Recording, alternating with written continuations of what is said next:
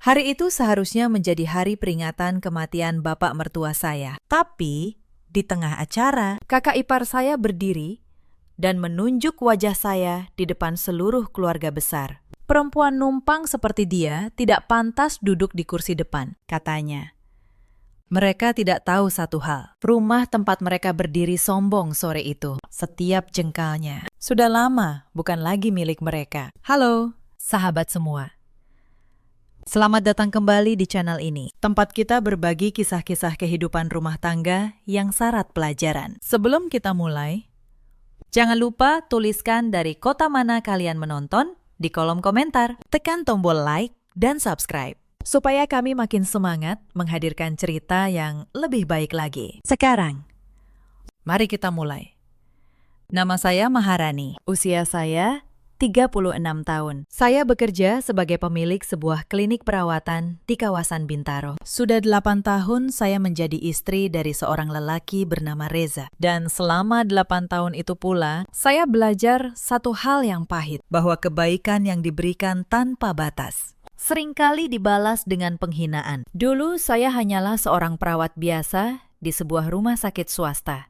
Gaji saya pas-pasan. Tapi saya rajin dan saya tidak pernah mengeluh. Dari tangan saya sendiri, sedikit demi sedikit, saya menabung.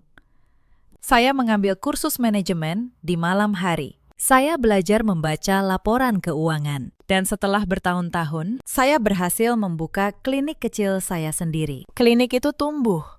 Sekarang ada 12 perawat yang bekerja di bawah saya. Reza, suami saya, adalah anak bungsu dari keluarga Wibowo. Keluarga yang dulu cukup terpandang di kampung mereka di Jawa Tengah. Tapi terpandang bukan berarti berada. Sejak saya menikahi Reza, saya tahu kondisi keuangan keluarganya jauh dari kata stabil. Bapak mertua saya, Pak Hartono, sudah sakit-sakitan sejak saya pertama kali menginjakan kaki di rumah itu. Kakak ipar saya bernama Wulan. Dia anak sulung.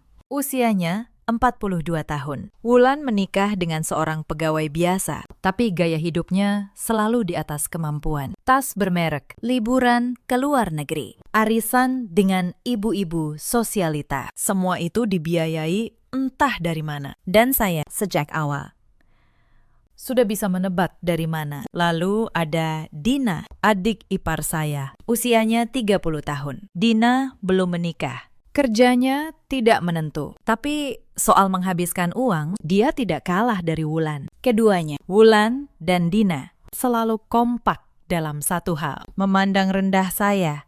Bagi mereka, saya hanyalah perempuan kampung yang beruntung bisa menikahi Reza. Mereka tidak pernah sekalipun menganggap klinik saya sebagai sebuah pencapaian. Cuma klinik kecil, kata Wulan suatu kali, sambil tertawa. Mengurus orang sakit, pekerjaan rendahan. Saya hanya diam waktu itu. Saya sudah terbiasa diam. Pernikahan saya dengan Reza di awal sebenarnya baik-baik saja. Reza bukan lelaki jahat, tapi Reza punya satu kelemahan yang fatal. Dia tidak pernah bisa berkata tidak kepada keluarganya. Apapun yang diminta ibunya, apapun yang direngek kakaknya, Reza selalu mengalah. Dan yang lebih menyakitkan, dia selalu mengalah dengan menggunakan apa yang saya miliki. Ibu mertua saya, Bu Sari, adalah pusat dari semuanya. Di usianya yang 63 tahun, beliau masih memegang kendali penuh atas anak-anaknya. Suaranya adalah hukum. Dan dalam hukum Bu Sari, menantu seperti saya menempati kasta paling bawah. Saya boleh memberi, tapi saya tidak boleh meminta. Saya boleh membayar, tapi saya tidak boleh mengeluh. Saya masih ingat tahun-tahun pertama pernikahan saya. Saat itu, saya masih berusaha keras menyenangkan hati keluarga Reza. Setiap akhir pekan, saya datang ke rumah Bu Sari, membantu memasak, membersihkan rumah, melayani mereka semua. Saya pikir dengan ketulusan. Lama-kelamaan, mereka akan menerima saya. Tapi semakin saya merendah, semakin mereka menginjak. Kebaikan saya tidak pernah dianggap sebagai ketulusan. Bagi mereka, itu adalah kewajiban seorang menantu rendahan yang harus tahu diri. Pernah suatu kali, di awal pernikahan, saya jatuh sakit cukup parah. Demam tinggi selama beberapa hari. Saya berharap setidaknya sekali ini ada yang peduli. Tapi yang terjadi, Bu Sari justru menelepon Reza dan mengeluh karena tidak ada yang memasak untuk mereka akhir pekan itu. Tidak ada satupun yang bertanya bagaimana keadaan saya. Saat itulah saya mulai paham, di mata keluarga ini, saya bukan manusia yang punya perasaan. Saya hanya alat yang berguna selama masih bisa dipakai. 3 tahun yang lalu, semuanya bermula dari satu peristiwa. Bapak mertua saya, Pak Hartono, jatuh sakit parah. Stroke, beliau lumpuh separuh badan. Tidak bisa lagi mengurus dirinya sendiri. Dan pada saat itulah, sifat asli keluarga ini mulai terlihat jelas di mata saya. Wulan, sang anak sulung, tiba-tiba sibuk. Katanya dia harus mengurus anak-anaknya. Dina, sang adik bungsu, mengaku tidak tahan melihat orang sakit. Reza, suami saya, harus bekerja. Lalu, siapa yang merawat Pak Hartono? Tidak ada yang mau. Sampai akhirnya, semua mata tertuju pada saya. Kamu kan perawat. Rani, kata Bu Sari waktu itu. Nadanya bukan meminta, nadanya memerintah. Sudah seharusnya kamu yang mengurus Bapak. Itu kewajibanmu sebagai menantu. Saya bisa saja menolak. Saya punya klinik yang harus diurus. Tapi saya melihat tubuh Pak Hartono yang terbaring tak berdaya. Saya melihat matanya yang masih sadar. Masih bisa merasakan malu karena harus dimandikan, harus disuapi. Dan hati saya tidak tega. Maka saya mengangguk. Selama 3 tahun penuh, saya merawat Pak Hartono. Setiap pagi sebelum ke klinik, saya memandikan beliau. Saya mengganti popoknya. Saya menyuapinya. Saya memberinya obat tepat waktu. Saya melatih ototnya agar tidak kaku. Malam hari, saya bangun beberapa kali untuk membalik posisi tidurnya agar tidak luka. 3 tahun, tanpa libur, tanpa ucapan terima kasih. Dan selama 3 tahun itu, sesuatu yang tidak terduga terjadi. Pak Hartono, yang dulu pendiam dan dingin terhadap saya, perlahan berubah. Beliau mulai bisa menggerakkan tangan kanannya sedikit. Beliau mulai bisa bicara terbata-bata. Dan setiap kali saya menyuapinya, mata tua itu menatap saya dengan tatapan yang berbeda. Tatapan seorang ayah. Suatu malam, ketika saya sedang membersihkan tangannya, beliau memegang jari saya dengan erat. Suaranya pelan, hampir berbisik. Rani, katanya, susah payah dari semua anak Bapak. Cuma kamu yang menganggap Bapak manusia. Saya tersenyum. Saya kira itu hanya ucapan seorang orang tua yang kesepian. Saya tidak tahu kata-kata itu akan mengubah segalanya. Sementara saya merawat Bapak. Kehidupan di rumah itu tetap berjalan seperti biasa. Wulan tetap datang sesekali, hanya untuk pamer barang baru dan meminta uang. Dina tetap menumpang makan dan mengeluh tentang hidupnya. Dan Reza, suami saya, tetap menjadi sumur uang bagi mereka semua. Sumur yang sebenarnya airnya berasal dari saya. Saya ingat dengan jelas. Tahun pertama Bapak sakit, biaya rumah sakit, obat, dan terapi menelan angka yang sangat besar. Lebih dari 200 juta rupiah. Dan tahukah kalian, dari kantong siapa uang itu keluar? Bukan dari Wulan yang sibuk berlibur. Bukan dari Dina yang tidak punya pekerjaan tetap. Tapi dari saya. Dari tabungan klinik yang saya bangun dengan keringat sendiri. Tapi yang membuat saya menahan napas bukan hanya soal biaya Bapak. Ada hal lain yang jauh lebih besar. Yang saat itu belum saya sadari sepenuhnya. Sesuatu yang berkaitan dengan rumah yang kami tempati bersama. Rumah besar di kawasan Cinere itu. Rumah yang menjadi kebanggaan keluarga Wibowo. Malam itu, saya belum tahu bahwa rumah itu menyimpan rahasia yang akan menjungkir balikan semuanya. Rumah di Cinere itu punya cerita panjang. Dulu, rumah aslinya hanyalah bangunan tua peninggalan kakek Reza. Reot, sempit, dan hampir roboh. Ketika Pak Hartono pensiun, keluarga ingin merenovasinya menjadi rumah besar. Tapi mereka tidak punya uang. Wulan tidak mau menyumbang. Dina jelas tidak punya. Reza, gajinya hanya cukup untuk kebutuhan sehari-hari. Maka, sekali lagi, sayalah yang turun tangan. Saya menjual sebagian saham klinik. Saya mengambil pinjaman atas nama klinik saya. Total Saya mengeluarkan hampir 1,5 miliar rupiah untuk merobohkan rumah tua itu dan membangun rumah baru yang megah. 2 lantai, 5 kamar, halaman luas.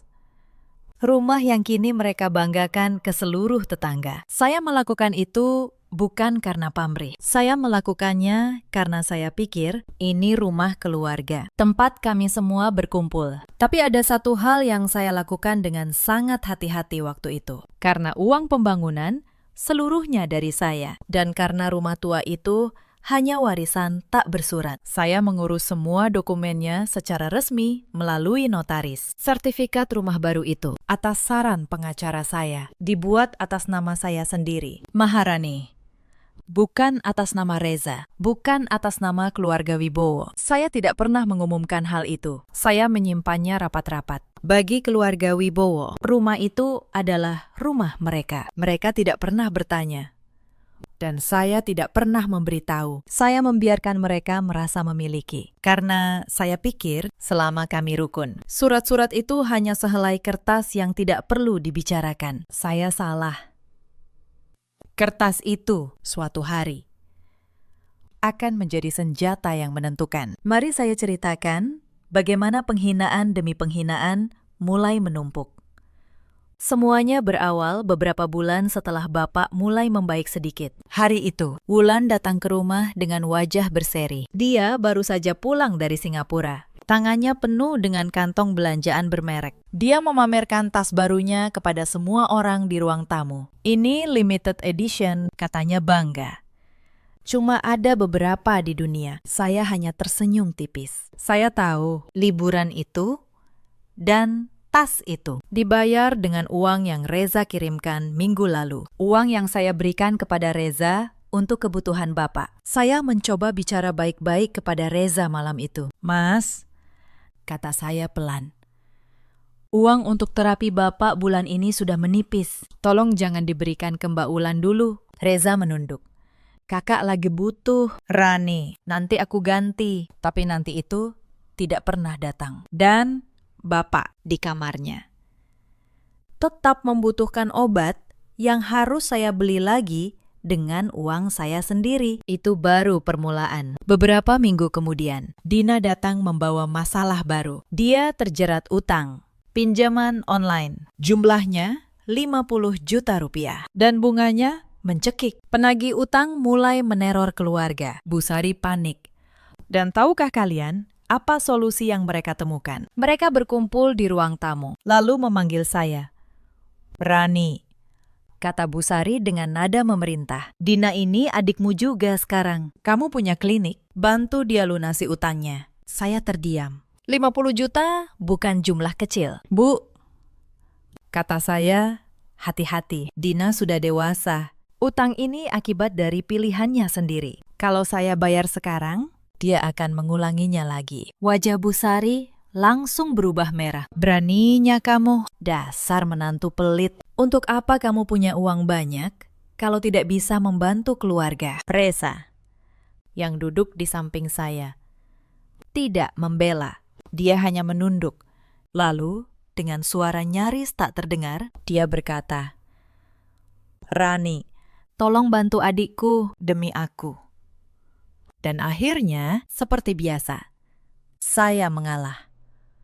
Saya membayar 50 juta itu. Dina tidak pernah mengucapkan terima kasih. Dia hanya berkata, memang sudah seharusnya begitu. Kamu kan orang berada. Open loop pertama tertutup. Tapi luka itu mulai terasa. Dan malam itu, untuk pertama kalinya, saya mulai berpikir bahwa kebaikan saya selama ini mungkin sebuah kesalahan. Penghinaan berikutnya datang saat acara keluarga. Sepupu Reza menikah dan seluruh keluarga besar berkumpul. Di acara itu, saya diperkenalkan kepada para kerabat. Tapi Wulan dengan sengaja memperkenalkan saya dengan cara yang merendahkan. Ini Maharani, istri Reza.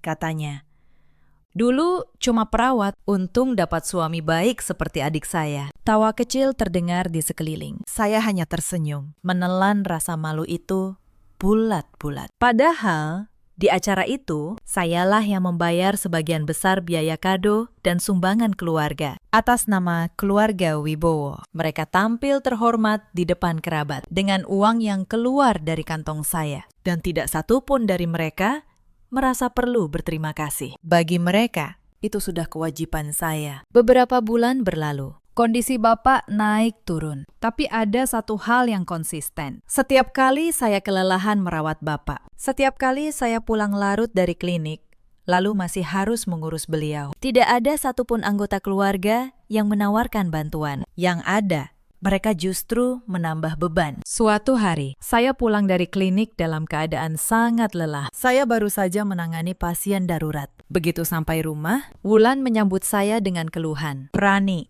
kamu ini bagaimana sih jadi menantu? Bapak tadi seharian rewel. Aku sampai pusing." Saya menahan emosi. "Mbak ada di rumah seharian. Kenapa tidak, Mbak? Yang urus Bapak sebentar." Wulan memandang saya seolah saya mengatakan hal paling konyol di dunia. "Aku mengurus orang sakit. Itu kan tugasmu. Aku ini anak kandungnya, bukan pembantu." Kata-kata itu menampar saya. Anak kandung. Tapi anak kandung yang tidak pernah sekalipun memandikan ayahnya sendiri. Sementara saya, sang menantu, melakukan semuanya. Saya masuk ke kamar Bapak malam itu. Beliau menatap saya. Lalu dengan susah payah berkata, "Maaf, ya, Rani, Bapak merepotkanmu." Air mata saya jatuh.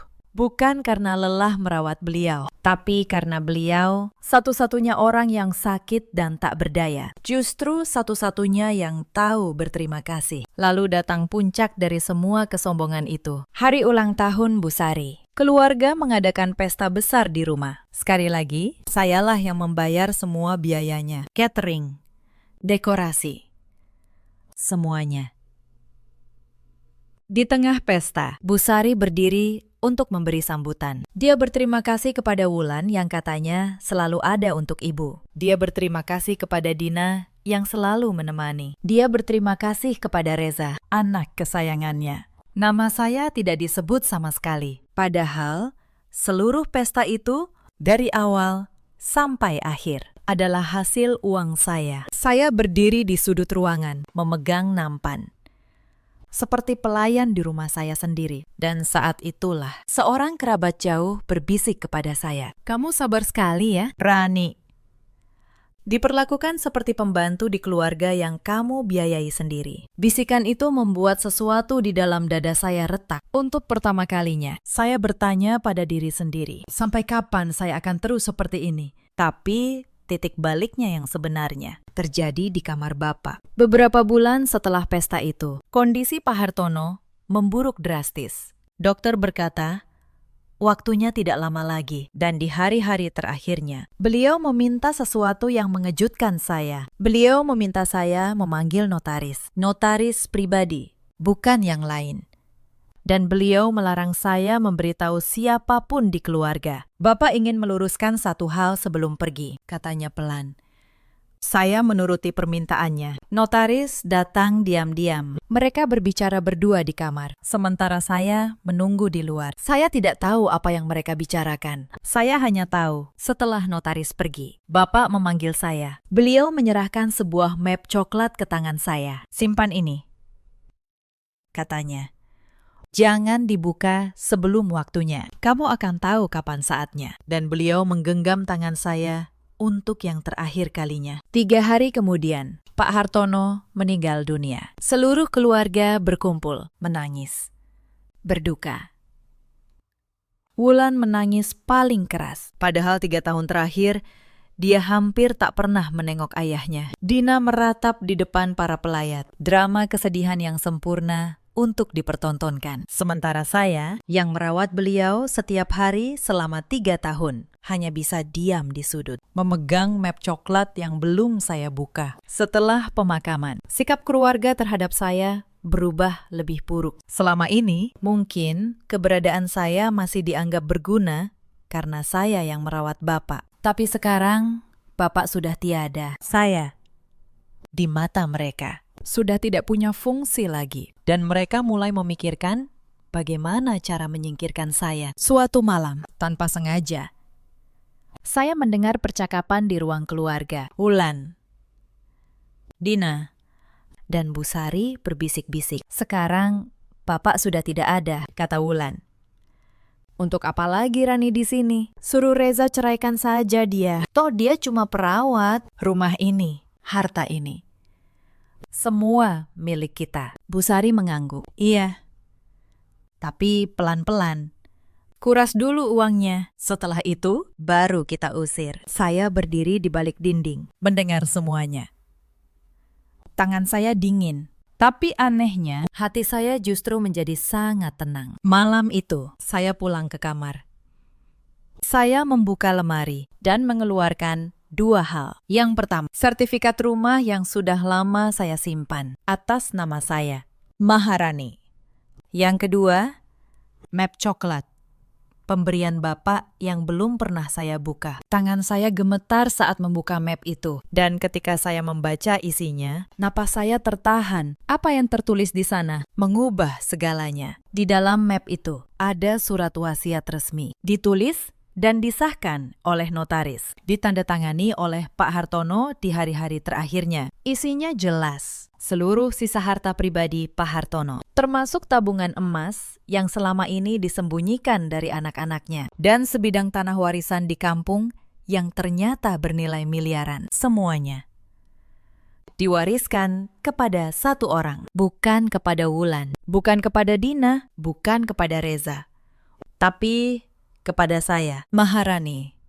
Di bagian bawah surat itu, ada catatan tulisan tangan Bapak yang sudah gemetar. Untuk Rani, satu-satunya yang merawatku seperti anak. Sisanya tidak pernah pulang untukku, hanya untuk uangku. Saya memegang surat itu, dan untuk pertama kalinya dalam bertahun-tahun, saya menangis. Bukan karena harta, tapi karena akhirnya ada satu orang yang melihat semua pengorbanan saya. Sayang sekali, orang itu sudah tiada. Saya menyimpan kembali kedua dokumen itu, sertifikat rumah dan surat wasiat. Saya tahu, sebentar lagi, keluarga ini akan menggelar peringatan 40 hari kematian Bapak. Seluruh keluarga besar akan berkumpul. Dan saya tahu, di acara itulah, mereka berencana mulai menyingkirkan saya secara terbuka. Tapi, mereka tidak tahu, di acara yang sama, semua kebenaran akan terungkap. Mereka mengira sedang menyiapkan panggung untuk mempermalukan saya. Padahal mereka sedang menyiapkan panggung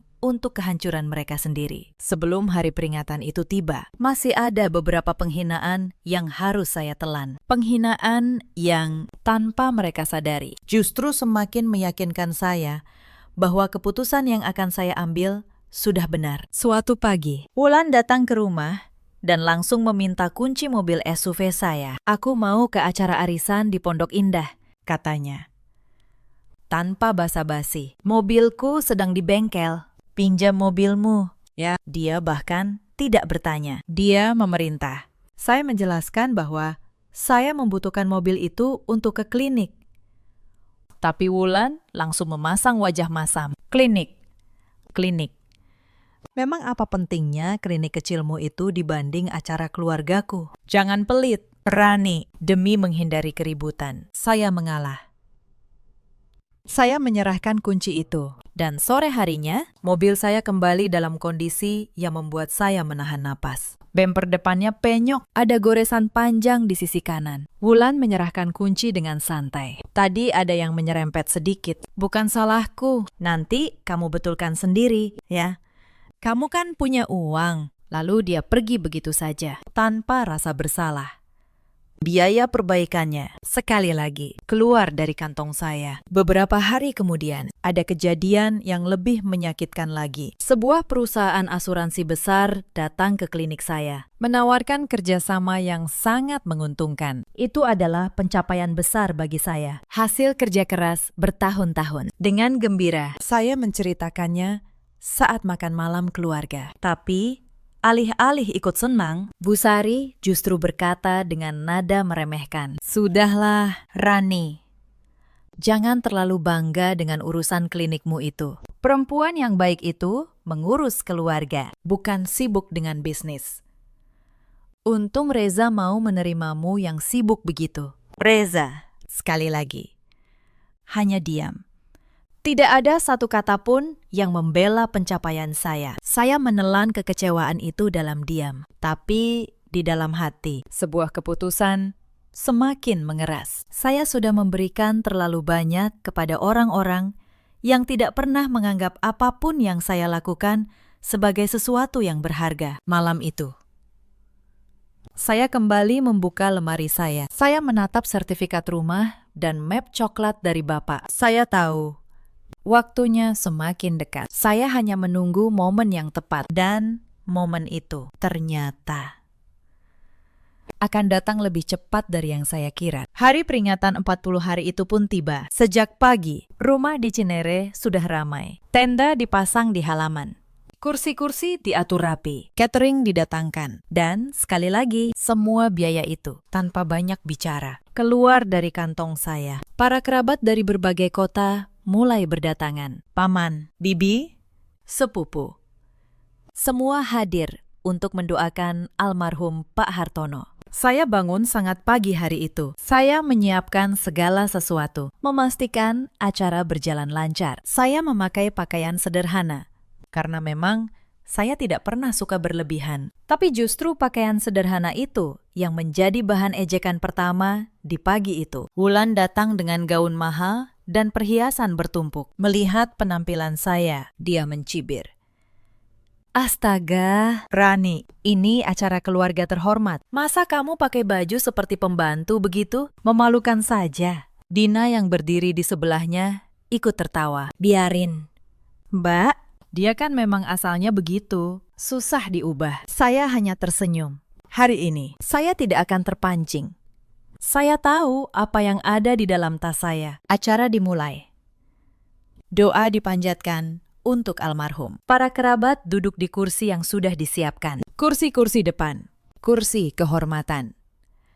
Diisi oleh Bu Sari, Wulan, Dina, dan Reza. Saya, sang menantu yang membiayai seluruh acara. Tidak diberi tempat di depan. Saya berdiri di belakang, mengawasi jalannya hidangan. Seperti seorang pelayan. Seorang bibi dari pihak Pak Hartono memperhatikan hal itu. Beliau memanggil saya, Rani. Kamu kenapa berdiri di belakang? Kamu menantu yang merawat almarhum bertahun-tahun. Kamu seharusnya duduk di depan. Belum sempat saya menjawab. Wulan menyela dengan suara keras. Sengaja, agar semua orang mendengar. Bibi tidak usah repot-repot mengundang dia ke depan, kata Wulan. Dia berdiri, lalu menunjuk ke arah saya di hadapan seluruh keluarga besar. Perempuan numpang seperti dia tidak pantas duduk di kursi depan. Dia ini bukan siapa-siapa di keluarga ini. Cuma menantu yang menumpang hidup di rumah kami. Ruangan mendadak hening. Semua mata tertuju pada saya. Wajah saya panas. Tapi saya berdiri tegak. Bu Sari, dari kursi depan, menambahkan dengan nada dingin. Wulan benar. Rani, sebaiknya kamu tahu diri. Sekarang Bapak sudah tidak ada. Kamu di sini hanya karena kami masih mau menampungmu. Jangan terlalu nyaman. Lalu Dina ikut menimpali sambil menyeringai. Sebenarnya keluarga sudah sepakat. Setelah 40 hari ini, lebih baik kamu dan Reza berpisah saja. Rani, rumah ini dan semua harta keluarga akan kami kelola sendiri. Kamu boleh kembali ke kampungmu. Saya menatap Reza, suami saya. Saya menunggu dia membela saya, tapi Reza hanya menunduk. Dayamide, pengecut, seperti biasa. Saya melihat ke sekeliling, wajah-wajah kerabat yang kebingungan, wajah Wulan yang penuh kemenangan, wajah Bu Sari yang angkuh. Mereka pikir mereka sudah memojokkan saya. Mereka pikir hari ini adalah hari kekalahan saya. Mereka tidak tahu, justru hari ini adalah hari saya berhenti diam. Saya menarik napas panjang, lalu dengan suara yang tenang tapi jelas terdengar di seluruh ruangan, saya berkata, sebelum keluarga ini mengusir saya, ada baiknya kalian mendengar beberapa hal dulu. Saya berjalan ke tengah ruangan. Saya membuka tas saya, dan saya mengeluarkan map coklat itu. Wulan tertawa mengejek. Apa itu? Mau memohon-mohon agar tidak diusir? Sudahlah, Rani, Tidak ada gunanya. Saya tidak menjawabnya. Saya mengeluarkan lembar pertama dari map itu. Sebuah dokumen resmi, lengkap dengan stempel notaris. Saya mengangkatnya tinggi, agar semua orang bisa melihat. Ini, kata saya, adalah sertifikat hak milik rumah ini. Rumah yang kalian sebut sebagai rumah keluarga Wibowo. Saya berhenti sejenak. Coba lihat baik-baik nama yang tertera sebagai pemilik sah. Bibi yang tadi memanggil saya mendekat dan membaca. Wajahnya berubah. Ini atas nama Maharani, katanya pelan. Suaranya bergetar. Suasana ruangan berubah seketika. Wulan berhenti tertawa.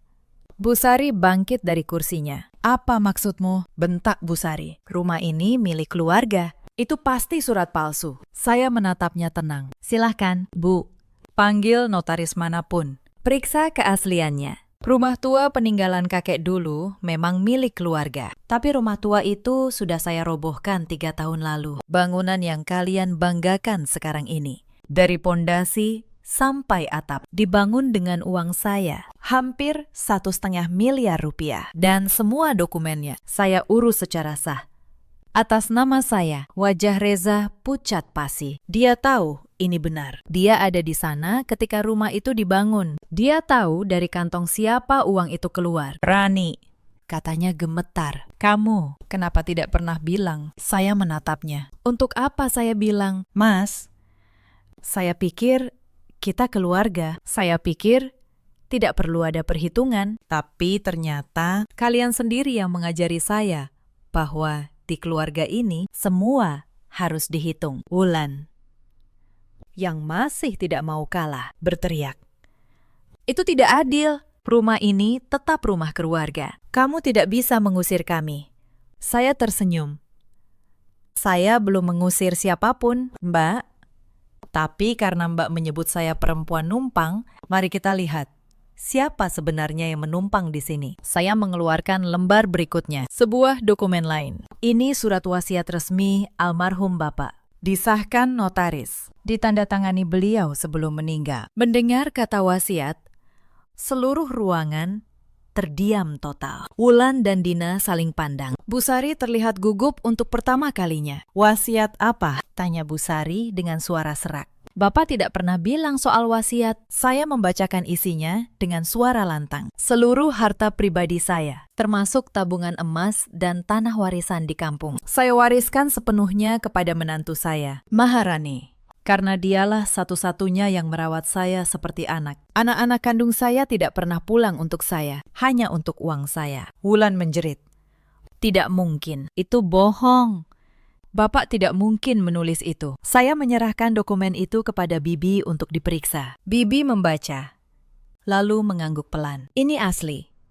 Ada tanda tangan almarhum. Ada stempel notaris. Tanggalnya seminggu sebelum beliau meninggal. Suasana pecah. Para kerabat mulai berbisik-bisik. Wajah Bu Sari, Wulan, dan Dina berubah putih seperti kertas. Saya melanjutkan. Suara saya tetap tenang. Selama ini kalian menganggap saya beban. Padahal selama 3 tahun, biaya pengobatan Bapak yang lebih dari 200 juta. Saya yang menanggung. Utang pinjaman online, Dina 50 juta. Saya yang melunasi. Pembangunan rumah ini, saya yang membayar. Bahkan acara hari ini. Peringatan 40 hari Bapak. Semuanya dari uang saya. Saya menatap mereka satu persatu. Lalu, siapa sebenarnya yang menumpang di sini? Tidak ada yang menjawab. Wulan yang biasanya banyak bicara, kini bungkam. Dina menunduk. Bu Sari terduduk lemas di kursinya. Lalu, saya mengeluarkan satu dokumen terakhir. Lembar yang paling membuat mereka tidak berkutik. Dan ini, kata saya, adalah rekening koran serta bukti transfer selama 3 tahun terakhir. Setiap rupiah yang saya keluarkan untuk keluarga ini tercatat di sini, lengkap dengan tanggal dan jumlahnya. Kalau kalian ingin menghitung, mari kita hitung. Total yang sudah saya keluarkan untuk keluarga Wibowo, lebih dari 2 miliar rupiah. Angka itu membuat seluruh ruangan tercekat. 2 miliar rupiah. Para kerabat menatap Bu Sari dan anak-anaknya dengan tatapan yang berbeda sekarang. Tatapan yang penuh penghakiman. Salah satu paman tertua berdiri. "Sari," katanya dengan nada berat.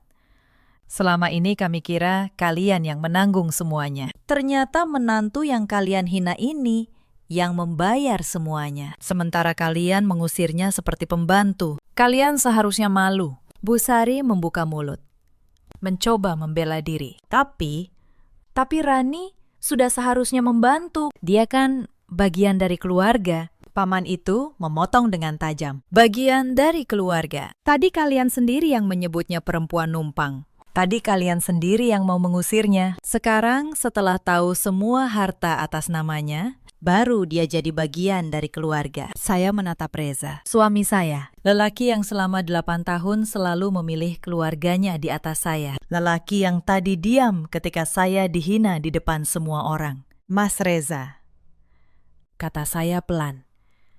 "Tadi, ketika kakakmu menyebutku perempuan numpang, ketika adikmu mengusulkan kita bercerai, kamu diam. Kamu tidak membela aku, padahal aku istrimu. Padahal selama 8 tahun aku memberikan segalanya untuk keluargamu." Reza mengangkat wajahnya, matanya basah. "Rani, maafkan aku. Aku salah. Saya mengangkat tangan, menghentikannya. "Sudah terlambat." "Mas," saya berbalik menghadap seluruh keluarga. "Saya tidak akan mengusir kalian hari ini. Saya bukan orang sekejam itu. Tapi mulai sekarang, semua akan berubah. Rumah ini milik saya. Kalau kalian ingin tinggal di sini, kalian harus menghormati saya sebagai pemilik. Dan semua bantuan keuangan yang selama ini saya berikan, mulai hari ini, saya hentikan sepenuhnya." Wulan tiba-tiba berlutut. Air matanya tumpah. "Rani, tolong. Jangan begini. Aku masih punya cicilan. Aku butuh uang. Jangan tinggalkan kami." Saya menatapnya. Perempuan yang tadi pagi mengejek pakaian saya. Perempuan yang menyebut saya tidak pantas duduk di kursi depan. Kini berlutut memohon. "Mbak Wulan," kata saya. "Tadi Mbak bilang saya perempuan numpang. Tadi Mbak bilang saya bukan siapa-siapa. Sekarang, hiduplah dengan kemampuanmu sendiri. Bukankah itu yang selalu kalian katakan kepada saya? Hidup mandiri, tanpa menyusahkan orang lain." Dina ikut menangis. "Lalu utang-utangku bagaimana?" "Aku tidak punya uang." Saya menjawab, "Tenang, itu akibat dari pilihanmu sendiri." "Dina, seperti yang pernah saya katakan dulu, sebelum kalian memaksa saya membayarnya, Bu Sari, sang ibu mertua, yang dulu suaranya adalah hukum, kini hanya bisa terdiam." Tubuhnya gemetar di kursi. Saya menutup tas saya. Saya menatap mereka semua untuk terakhir kalinya di acara itu. Saya merawat Bapak bukan karena mengharapkan warisan. Saya bahkan tidak tahu beliau menulis wasiat ini sampai beliau meninggal. Saya melakukannya karena saya tahu rasanya menjadi manusia yang dianggap tidak berharga. Dan Bapak, di hari-hari terakhirnya, adalah satu-satunya orang di keluarga ini yang memperlakukan saya sebagai manusia. Maka biarlah harta ini menjadi caranya berterima kasih. Bukan dari kalian, dari beliau. Lalu saya berjalan keluar dari ruangan itu dengan kepala tegak untuk pertama kalinya dalam 8 tahun. Saya tidak merasa seperti pelayan di rumah saya sendiri. Saya merasa seperti pemiliknya karena memang sayalah pemiliknya. Hari-hari setelah peristiwa di acara peringatan itu, suasana rumah berubah total. Tidak ada lagi suara Wulan yang nyaring memerintah. Tidak ada lagi tawa mengejek dari Dina. Rumah yang dulu penuh kesombongan itu kini sunyi, dipenuhi rasa malu yang menggantung di udara. Saya tetap tinggal di rumah itu sebagai pemiliknya, tapi saya tidak serta-merta mengusir siapapun. Saya memberi mereka waktu. Saya hanya menetapkan satu aturan yang jelas. Mulai sekarang, tidak ada lagi uang saya yang mengalir ke kantong mereka. Tidak ada lagi cicilan yang saya bayar. Tidak ada lagi utang yang saya tanggung. Setiap orang harus berdiri di atas kaki mereka sendiri. Bagi keluarga yang selama bertahun-tahun hidup dari uang saya, aturan sederhana itu ternyata adalah bencana. Mereka tidak pernah belajar hidup mandiri. Mereka terbiasa meminta, terbiasa menuntut, terbiasa menerima. Dan ketika sumber itu tiba-tiba kering. Mereka tidak tahu harus berbuat apa. Wulan adalah yang pertama merasakan akibatnya. Selama ini, gaya hidup mewahnya, tas bermereknya, liburannya ke luar negeri, semua dibiayai oleh uang yang dia rengek dari Reza. Uang yang sebenarnya dari saya. Sekarang sumber itu tertutup. Cicilan kartu kreditnya menumpuk. Tagihan-tagihan datang bertubi-tubi. Suaminya, yang ternyata penghasilannya jauh lebih kecil dari yang dia pamerkan, tidak mampu menutupi gaya hidup mereka. Dalam beberapa bulan, Wulan mulai menjual barang-barang mewahnya. Tas-tas bermerek yang dulu dia banggakan, satu persatu dilepas dengan harga jatuh. Perhiasannya digadaikan. Tapi itu pun tidak cukup. Penagih utang mulai mendatangi rumahnya. Suaminya yang sudah lelah dengan tuntutan gaya hidup yang tidak masuk akal, akhirnya mengajukan perceraian. Wulan, perempuan yang dulu merasa paling tinggi, kini ditinggalkan suaminya dengan setumpuk utang. Dina tidak jauh berbeda.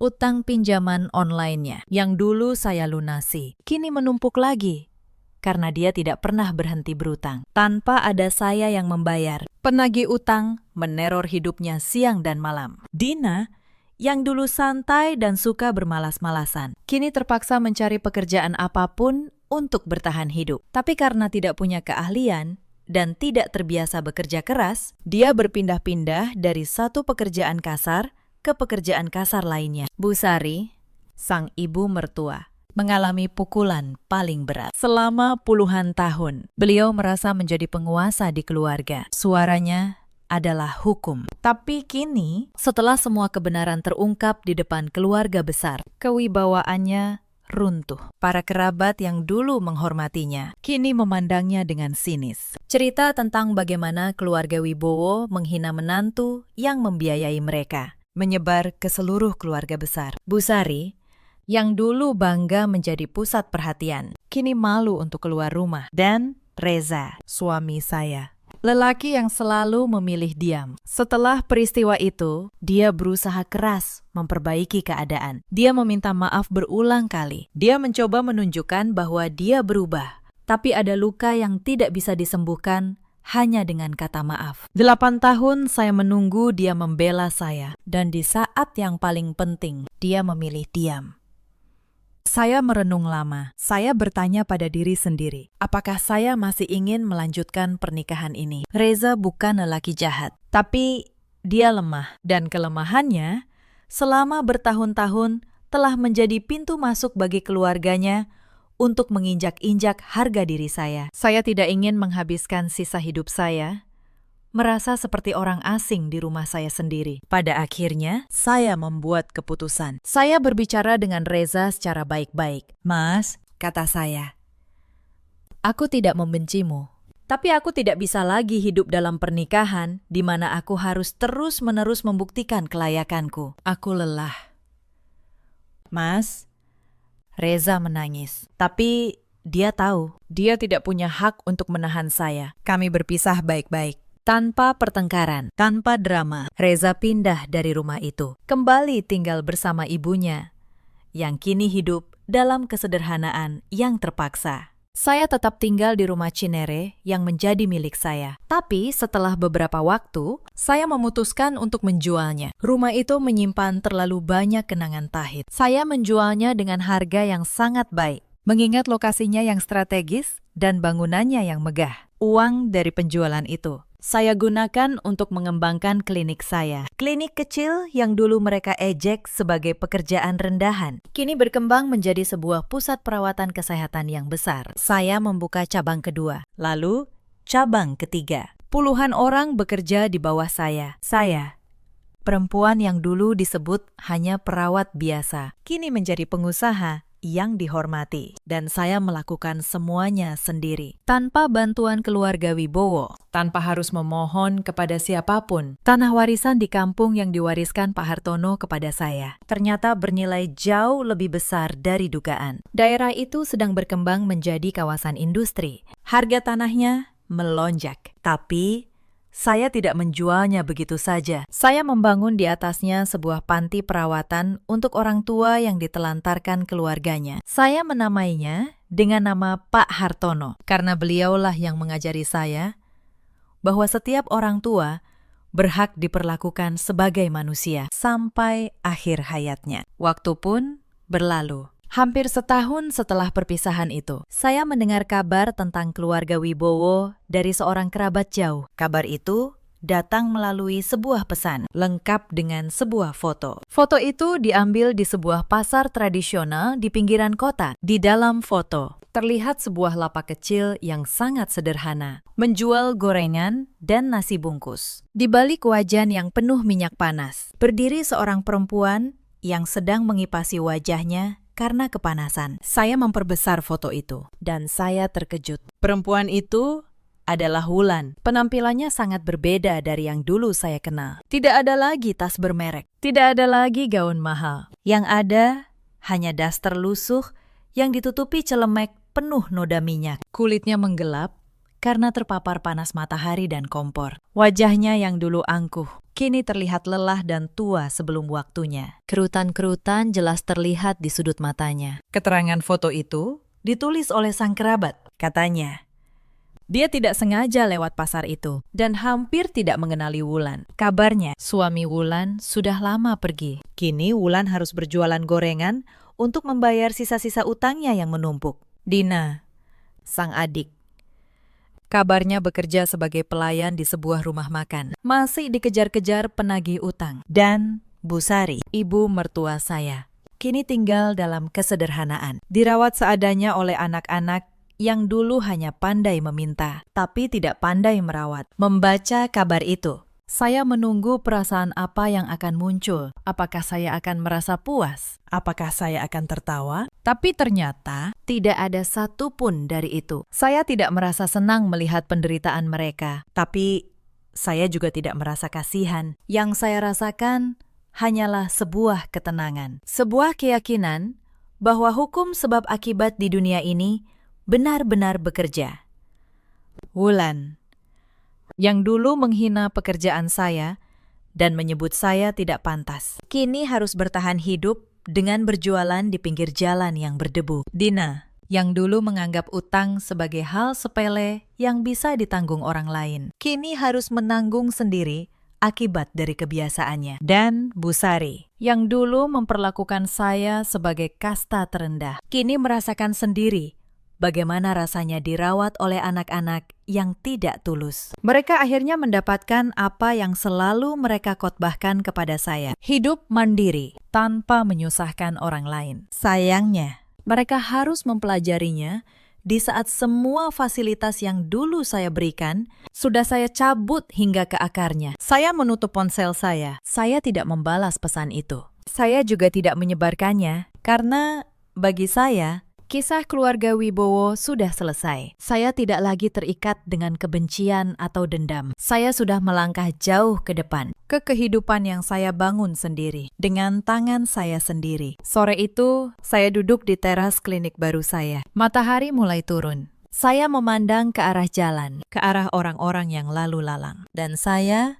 merasa damai. Untuk pertama kalinya dalam sekian lama, saya merasa benar-benar bebas. Bebas dari penghinaan, bebas dari beban, bebas dari rasa harus terus membuktikan diri. Para sahabat semua, izinkan saya menutup kisah ini dengan beberapa renungan. Cerita ini mengajarkan kita satu hal yang penting, bahwa kebaikan memang harus diberikan. Tapi kebaikan tanpa batas dan tanpa harga diri hanya akan mengundang orang lain untuk menginjak-injak kita. Jangan pernah membiarkan dirimu diperlakukan tidak berharga hanya karena kamu ingin dianggap sebagai bagian dari keluarga. Dan jangan pernah mengukur nilai seseorang dari pekerjaannya, karena orang yang hari ini kamu rendahkan bisa jadi adalah orang yang esok hari menentukan nasibmu. Di luar sana, ada banyak perempuan seperti saya dulu. Perempuan yang memberikan segalanya untuk keluarga suaminya, tapi tidak pernah dihargai. Perempuan yang membayar semua tagihan, tapi tetap disebut numpang. Jika kamu salah satu dari mereka, ketahuilah, kebaikanmu tidak salah. Yang salah adalah membiarkan kebaikan itu menghapus harga dirimu. Di luar sana, ada juga banyak suami seperti Reza, lelaki yang tidak jahat, tapi terlalu lemah untuk membela istrinya sendiri. Lelaki yang memilih diam demi menghindari konflik, tanpa sadar bahwa diamnya itu adalah pengkhianatan yang paling menyakitkan. Dan di luar sana, ada pula keluarga-keluarga seperti keluarga Wibowo yang memperlakukan menantu sebagai sumber uang dan pelayan, bukan sebagai anggota keluarga yang baru menghargai seseorang setelah kehilangan segalanya. Semoga kisah ini menjadi cermin bagi siapapun yang merasa berkuasa atas orang lain, bahwa kekuasaan yang dibangun di atas penghinaan, cepat atau lambat, akan runtuh. Pak Hartono, di hari-hari terakhirnya, mengajari saya pelajaran yang paling berharga, bahwa cara seseorang memperlakukan orang yang lemah dan tak berdaya menunjukkan siapa dia sebenarnya. Anak-anak kandungnya menelantarkannya saat dia tidak berdaya. Tapi seorang menantu yang dianggap asing justru merawatnya seperti anak. Dan di akhir hidupnya, beliau memilih untuk berterima kasih dengan cara yang tidak akan pernah saya lupakan. Dalam hidup, kita semua punya pilihan. Pilihan untuk menjadi orang yang menghargai atau orang yang merendahkan. Pilihan untuk membalas kebaikan atau memanfaatkannya. Dan setiap pilihan itu pada akhirnya akan kembali kepada kita sendiri. Itulah hukum kehidupan yang tidak pernah meleset. Jika kisah ini menyentuh hati kalian, tuliskan pengalaman kalian di kolom komentar. Ceritakan, pernahkah kalian merasa tidak dihargai oleh keluarga yang kalian cintai? Bagikan kisah ini kepada siapapun yang mungkin membutuhkannya. Dan terima kasih sudah menemani saya sampai akhir cerita. Sampai jumpa di kisah berikutnya. Ceraikan dia. Perempuan miskin pembawa sial itu tidak pantas untuk anakku. Itulah kalimat yang diteriakan ibu mertua saya di tengah ruang sidang. Suami saya hanya menunduk diam. Wanita simpanannya tersenyum penuh kemenangan. Tetapi saat palu hampir diketuk, Pak Hakim tiba-tiba berdiri dari kursinya. Ia menundukkan kepala dalam-dalam ke arah saya dan berkata dengan suara bergetar penuh hormat, "Sebuah kehormatan bisa bertemu Anda hari ini, Bu." Seketika, wajah ibu mertua, suami, dan wanita simpanannya berubah pucat pasi. Halo, sahabat semua.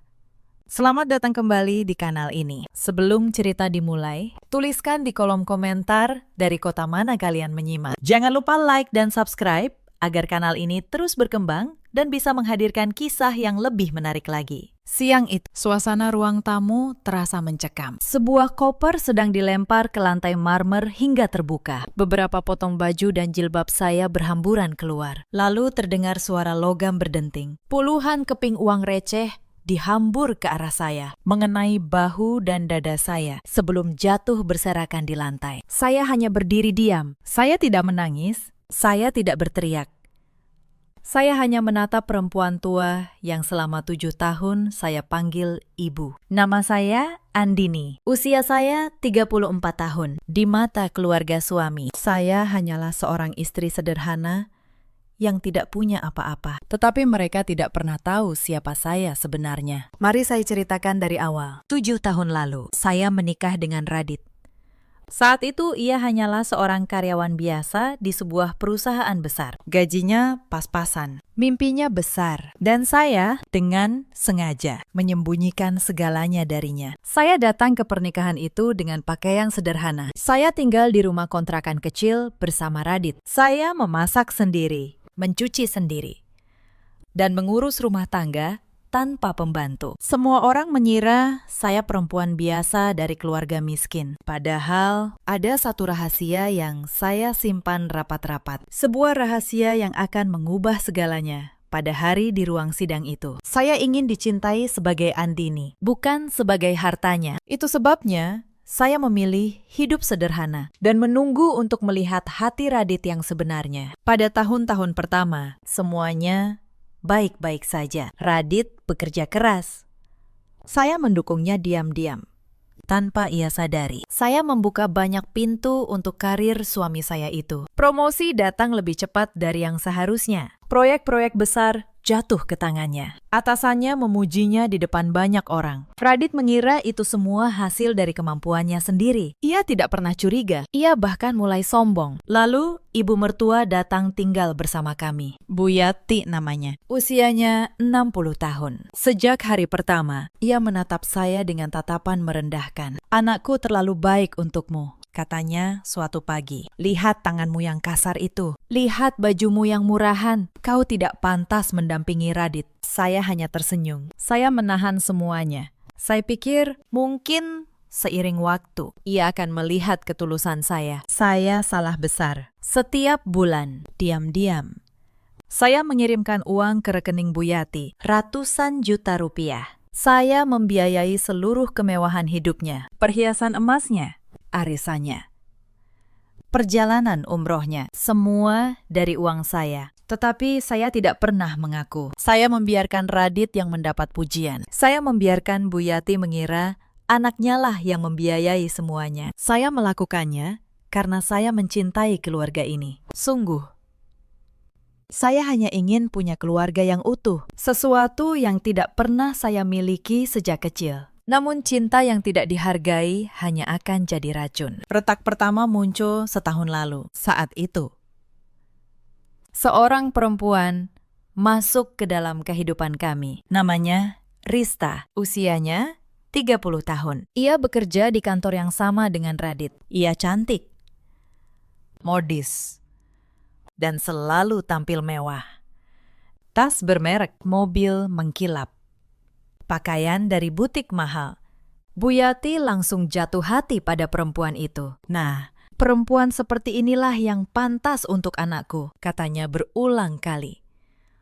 "Bukan perempuan miskin sepertimu." Saya melihat semuanya. Cara Radit mulai pulang larut. Cara matanya berbinar saat menyebut nama Rista. Cara ia membandingkan saya dengan perempuan itu. Tetapi saya diam. Saya menunggu. Saya ingin tahu sejauh mana suami saya akan pergi. Yang tidak mereka ketahui, kemewahan Rista hanyalah ilusi. Semuanya dibeli dengan utang kartu kredit yang menumpuk. Rista pintar berpura-pura kaya. Dan Radit yang sudah dibutakan oleh janji manis, menelan semua kebohongan itu bulat-bulat. Suatu siang, Rista datang ke rumah tanpa diundang. Ia berkeliling memeriksa setiap sudut, seolah sedang menilai barang dagangan. Ia membuka lemari saya, memegang pakaian-pakaian sederhana saya dengan ujung jari, lalu tertawa kecil. "Pantas saja Radit bosan," katanya. "Istri seperti apa yang berpakaian seperti ini? Tidak ada kelasnya sama sekali." Saya berdiri di ambang pintu, memperhatikan. Saya tidak marah. Saya justru kasihan. Perempuan yang sibuk merendahkan orang lain biasanya sedang menutupi kekosongan dalam dirinya sendiri. "Silahkan," kata saya, tenang. "Lihat-lihat sepuasnya." Rista terkejut dengan ketenangan saya. Ia mengira saya akan menangis atau marah. Tetapi saya hanya tersenyum. Senyum yang membuatnya sedikit gentar. Meski ia tidak mengerti mengapa. Bu Yati datang dan merangkul Rista. "Sudah, Nak. Tidak usah berbicara dengan perempuan rendahan itu. Tidak lama lagi, dia akan pergi dari sini selamanya." Mereka berlalu sambil tertawa. Saya menutup pintu lemari saya perlahan. Di dalam hati, saya mencatat hari itu. Bukan untuk dendam, tetapi sebagai satu lagi bukti bahwa di rumah ini tidak ada lagi tempat untuk ketulusan saya. Suatu malam, Radit pulang dengan wajah keras. Ia melempar map coklat ke atas meja makan. "Tanda tangani ini," katanya dingin. Saya membuka map itu. Surat gugatan cerai. Tangan saya tidak bergetar. Saya sudah menduga hari ini akan datang. "Kenapa, Mas?" tanya saya pelan. Bu Yati menyahut dari belakang. "Jangan banyak tanya. Kau sudah cukup lama menumpang di keluarga ini. Anakku berhak bahagia dengan perempuan yang sederajat dengannya." Sederajat. Kata itu terngiang di telinga saya. "Mereka tidak tahu apa-apa. Rista keluarga terhormat," lanjut Bu Yati. "Ayahnya pengusaha besar. Sedangkan kau bahkan tidak tahu siapa orang tuamu. Perempuan tanpa asal-usul." Saya menatap Radit. Pria yang dulu berjanji akan menjaga saya seumur hidup. Kini ia tidak berani menatap mata saya. "Aku sudah tidak mencintaimu, Andini," kata Radit akhirnya. "Bersama Rista, hidupku lebih hidup, lebih bergengsi. kau hanya menahanku selama ini. Malam itu, saya tidak tidur. Saya duduk di ruang tamu, menatap cincin pernikahan di jari saya. 7 tahun. 7 tahun saya beri segalanya. Dan inilah balasannya. Pagi harinya, drama itu pun dimulai. Bu Yati datang dengan koper saya di tangan. Ia melemparnya ke lantai. Baju saya berhamburan. Lalu ia menghambur uang receh ke arah saya sambil berteriak, "Ini upahmu jadi pembantu di rumah ini selama 7 tahun. Ambil dan pergi. Jangan pernah kembali." Receh logam itu mengenai wajah saya. Dingin, kasar, menghina. Namun saya tetap berdiri tegak. Radit hanya menonton dari sudut ruangan. Tangannya menggenggam tangan Rista. Perempuan itu tersenyum sinis ke arah saya. "Kasihan sekali," kata Rista pelan. "Sudah miskin, ditinggal pula. Untung Radit punya aku." Saya menunduk, memungut sehelai jilbab saya dari lantai. Lalu, saya berdiri kembali, menatap mereka satu persatu. "Baik," kata saya. "Tenang, saya akan pergi." Tidak ada air mata, tidak ada teriakan. Hanya ketenangan yang membuat mereka sedikit bingung. Saya berjalan keluar dari rumah itu dengan satu koper kecil. Di belakang saya, terdengar tawa Rista dan suara Bu Yati yang puas. Tetapi begitu saya melangkah keluar gerbang, sesuatu yang tidak mereka bayangkan terjadi. Sebuah mobil hitam mengkilap berhenti tepat di depan saya. Seorang pria berseragam rapi turun, lalu membungkuk hormat sambil membuka pintu. "Selamat datang kembali, Bu Andini," katanya. "Semua sudah menunggu Anda di kantor pusat." Saya masuk ke dalam mobil. Saya menatap rumah megah itu dari balik kaca. Rumah yang sebenarnya saya beli dengan uang saya sendiri 7 tahun lalu. Rumah yang atas namanya saya berikan kepada Radit sebagai bukti cinta. Mereka kira mereka mengusir saya, padahal merekalah yang akan segera kehilangan segalanya. Di dalam mobil, asisten pribadi saya, Bu Sri, sudah menunggu dengan map tebal di pangkuannya. Wajahnya menahan amarah yang sudah lama ia pendam. "Bu, izinkan saya bicara jujur," katanya. "Selama ini saya menahan diri melihat bagaimana mereka memperlakukan Anda. Sekarang, apa rencana Anda?" Saya menatap ke depan. Kota terbentang luas di balik kaca mobil. "Bekukan semua," kata saya pelan.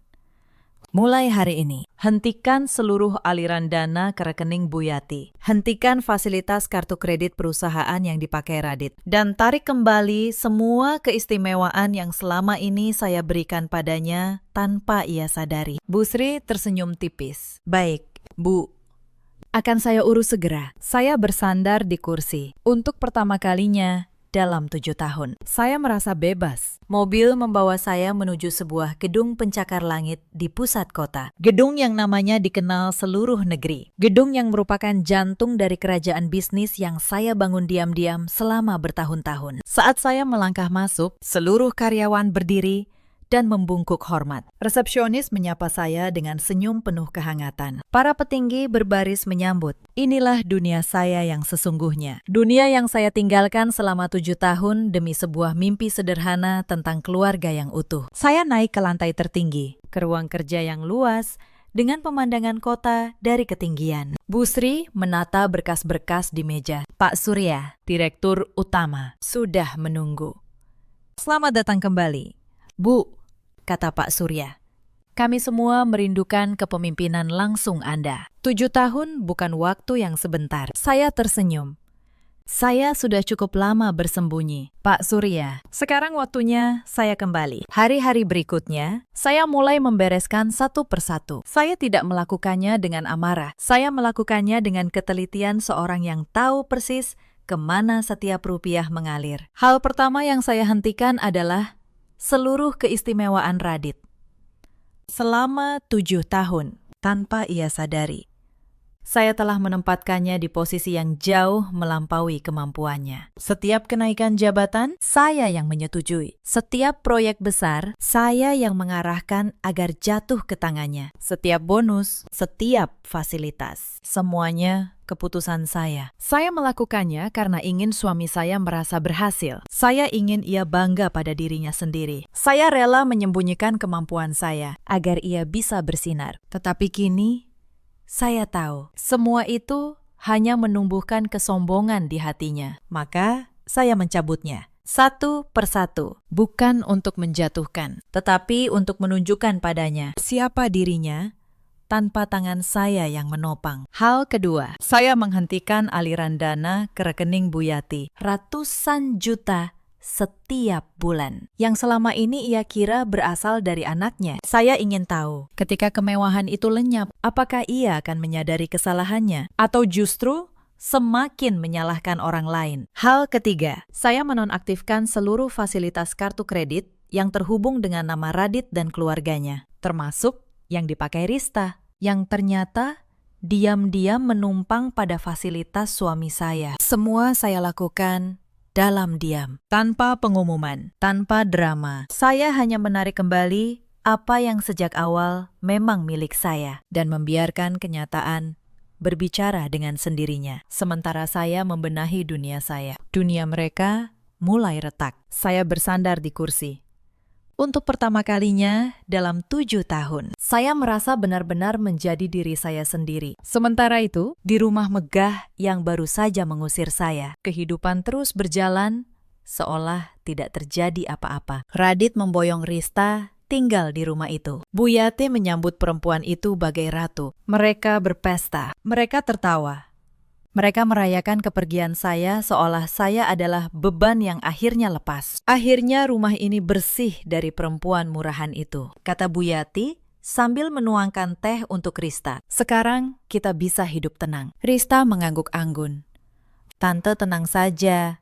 Saya akan membuat Radit jauh lebih sukses dari sebelumnya. Keluarga saya punya banyak koneksi bisnis. Mereka tidak tahu semua koneksi yang Rista banggakan hanyalah karangan belaka, dan semua kesuksesan Radit selama ini sesungguhnya adalah pemberian dari perempuan yang baru saja mereka campakkan. Hari-hari pertama berlalu manis bagi mereka, tetapi badai mulai datang perlahan. Minggu pertama, Radit mendapat panggilan dari bagian keuangan kantor. Kartu kredit fasilitas perusahaannya tiba-tiba diblokir, tanpa pemberitahuan, tanpa alasan yang jelas. Ia mencoba menelpon atasannya, tetapi anehnya, sikap atasannya berubah. Tidak ada lagi pujian. Tidak ada lagi perlakuan istimewa. Radit yang biasanya dielu-elukan, kini diperlakukan seperti karyawan biasa. Ia bingung. Ia marah, tetapi ia belum mengerti apa yang sedang terjadi. Di rumah, masalah lain muncul. Rista pergi berbelanja ke pusat perbelanjaan mewah seperti biasa. Ia memilih tas dan pakaian dengan total puluhan juta rupiah. Tetapi saat ia menggesek kartunya di kasir, layar menampilkan kata yang membuat wajahnya memerah. Transaksi ditolak. Ia mencoba kartu lain. Ditolak lagi, dan satu lagi. Semua kartu kreditnya tiba-tiba mencapai batas maksimal. Tagihan utang yang selama ini ia tutupi dengan gali lubang tutup lubang, kini menggunung dan jatuh tempo bersamaan. Rista pulang dengan tangan kosong dan wajah panik. Ia tidak berani bercerita kepada Radit yang juga sedang dilanda masalah keuangan. Minggu kedua, giliran Bu Yati yang menerima kejutan. Uang bulanan ratusan juta yang biasa masuk ke rekeningnya tidak pernah datang. Ia mengira ada keterlambatan. Ia menelepon bank, tetapi jawaban petugas membuat jantungnya berdebar. Maaf, Bu, transfer rutin ke rekening Anda telah dihentikan secara permanen atas permintaan pemilik dana. Pemilik dana, Bu Yati membentak. Uang itu dari anakku, Radit. Petugas itu terdiam sejenak. Mohon maaf. Bu, berdasarkan catatan kami, dana selama ini bukan berasal dari Bapak Radit. Bu Yati membanting telepon. Ia tidak percaya. Ia memanggil Radit dan menuntut penjelasan. Tetapi Radit pun sama bingungnya. Ia tidak pernah mengirim uang sebesar itu kepada ibunya. Ia bahkan tidak punya uang sebanyak itu. Untuk pertama kalinya, sebuah pertanyaan menyelinap di benak mereka. Jika bukan dari Radit, lalu dari siapa? Tetapi mereka masih terlalu sombong untuk menebak jawabannya. Sementara badai keuangan melanda rumah itu. Di kantor pusat perusahaan, sebuah pengumuman besar sedang disiapkan. Pengumuman yang akan mengubah hidup mereka selamanya. Pak Surya, Direktur Utama perusahaan tempat Radit bekerja, mengumpulkan seluruh jajaran petinggi di ruang rapat besar. Suasananya tegang. Saudara-saudara, kata Pak Surya dengan suara berwibawa, pemilik saham mayoritas kita, pemimpin tertinggi dari seluruh jaringan bisnis ini, sosok yang selama bertahun-tahun identitasnya dirahasiakan dari publik, telah memutuskan untuk turun langsung. Bisik-bisik penuh kekaguman memenuhi ruangan. Semua orang tahu betapa berkuasanya sosok pemilik saham utama itu. Dialah penentu nasib ribuan karyawan. Dialah yang bisa membangun atau menghancurkan kerajaan bisnis dalam sekejap. Radit ikut hadir di ruangan itu. Ia menelan ludah. Ia berharap mungkin ini kesempatannya untuk kembali dipandang. Ia tidak tahu, justru hari itulah seluruh dunianya akan runtuh. Pemilik saham utama akan hadir langsung minggu depan. Lanjut Pak Surya. Dan ada satu agenda pribadi beliau yang akan dihadiri secara langsung. Sebuah sidang. Radit mengernyit. Sidang. Agenda apa yang membuat sosok sekuat itu harus hadir langsung? Ia tidak menyadari. Sidang yang dimaksud adalah sidang perceraiannya sendiri. Sambil menunggu hari itu tiba, saya kembali memutar ulang kenangan 7 tahun yang panjang. Bukan untuk menyiksa diri, melainkan untuk memastikan bahwa hati saya benar-benar sudah selesai. Saya ingat tahun kedua pernikahan kami. Saat itu, Bu Yati pertama kali tinggal bersama. Saya menyambutnya dengan tangan terbuka. Saya menyiapkan kamar terbaik. Saya memasak masakan kesukaannya setiap hari. Saya pikir dengan ketulusan. Hati seorang ibu pasti akan luluh. Tetapi tidak. Semakin baik saya memperlakukannya, semakin ia memandang rendah saya. Bagi Bu Yati, kebaikan saya adalah tanda kelemahan. Ia mengira saya berbuat baik karena takut diusir. Ia tidak pernah membayangkan bahwa rumah yang ia tinggali itu sesungguhnya milik saya. Saya ingat suatu hari raya, ketika seluruh keluarga besar berkumpul. Rumah penuh sesak oleh kerabat Radit. Mereka datang membawa harapan untuk dijamu. Dan sayalah yang membiayai semua hidangan itu. Rendang, opor, ketupat. Semua dari uang saya. Tetapi di depan para tamu, Bu Yati menunjuk saya dan berkata dengan nada merendahkan, "Ini menantuku dari keluarga miskin. Untung anakku mau menerimanya. Coba lihat." Sampai sekarang, dia tidak pernah memberi apa-apa untuk keluarga ini. Para kerabat tertawa. Saya hanya menunduk, menyajikan teh untuk mereka. Tidak ada yang tahu. Perempuan yang mereka tertawakan itulah yang menanggung seluruh biaya perayaan mereka. Saya ingat malam-malam ketika Radit mulai berubah. Pulang larut dengan aroma parfum perempuan lain. Mengabaikan saya saat saya bicara. Membandingkan masakan saya dengan restoran mahal tempat ia makan bersama Rista. Suatu malam, saya menemukan struk belanja di saku jaketnya. Sebuah tas mewah seharga puluhan juta. Bukan untuk saya. Saya tahu untuk siapa. Tetapi saya diam. Saya hanya mencatat semuanya dalam hati. Dan saya ingat hari ketika Rista pertama kali menginjakkan kaki di rumah itu. Bu Yati memeluknya hangat, memuji kecantikannya, memuji kekayaan keluarganya. Sementara saya, yang berdiri di dapur dengan celemek, diperlakukan seperti pembantu. "Andini, buatkan minum untuk tamu kita," perintah Bu Yati saat itu. Dan "jangan ikut bergabung. Ini urusan keluarga terhormat." Saya menuruti. Saya membuatkan minuman. Saya menyajikannya dengan senyuman. Dan saya kembali ke dapur. Sementara mereka tertawa-tawa di ruang tamu, merencanakan masa depan tanpa saya di dalamnya. Mereka tidak pernah tahu, setiap penghinaan itu saya simpan. Bukan untuk dendam, tetapi sebagai bukti bahwa cinta yang saya beri telah lama mati di pihak mereka selama berbulan-bulan menjelang puncak. Saya juga diam-diam menyiapkan semuanya. Saya memerintahkan tim hukum saya menyusun ulang seluruh dokumen kepemilikan, rumah, kendaraan, hingga aliran dana ke rekening Bu Yati. Semuanya dicatat rapi dengan bukti yang sah, hitam di atas putih. Saya tidak terburu-buru. Saya membiarkan mereka merasa menang. Saya membiarkan mereka mengusir saya dengan cara mereka sendiri. Karena saya tahu, keadilan yang datang dari tangan mereka sendiri akan terasa jauh lebih telak. Bu Sri pernah bertanya, "Bu, kenapa Anda tahan begitu lama? Kenapa tidak sejak dulu Anda buka semuanya?" Saya hanya tersenyum. Karena saya ingin tahu, sampai di mana batas seseorang akan pergi. Ketika ia merasa orang di hadapannya tidak punya kuasa apa-apa. Dan kini saya sudah tahu jawabannya. Sudah cukup. Sudah waktunya semua kebenaran terungkap, hari demi hari. Situasi di rumah megah itu semakin memburuk. Radit kehilangan satu persatu proyeknya. Klien yang dulu antri ingin bekerja sama dengannya, kini menghilang tanpa kabar. Rekan kerja yang dulu menghormatinya mulai memandangnya dengan sinis. Ia merasa seperti tersapu badai yang tidak ia mengerti dari mana datangnya. Suatu sore, ia pulang dengan wajah lesu. Ia mendapati Rista sedang berdebat hebat dengan Bu Yati di ruang tamu. "Tante bilang Radit kaya raya," teriak Rista.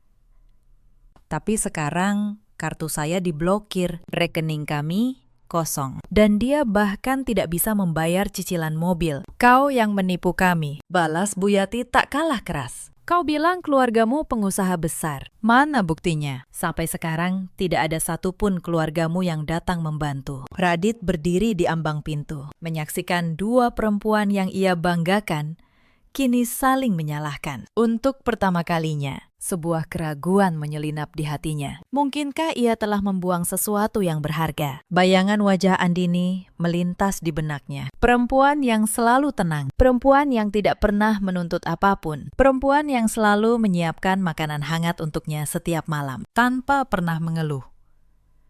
Ia mengusir bayangan itu cepat-cepat. Ia masih terlalu sombong untuk mengakui kesalahannya. Malam itu, tagihan-tagihan mulai berdatangan. Tagihan listrik rumah megah, cicilan 2 mobil mewah, biaya perawatan kolam renang dan taman, gaji para pelayan, semua jatuh tempo bersamaan. Radit baru menyadari betapa mahalnya gaya hidup yang selama ini ia nikmati dulu.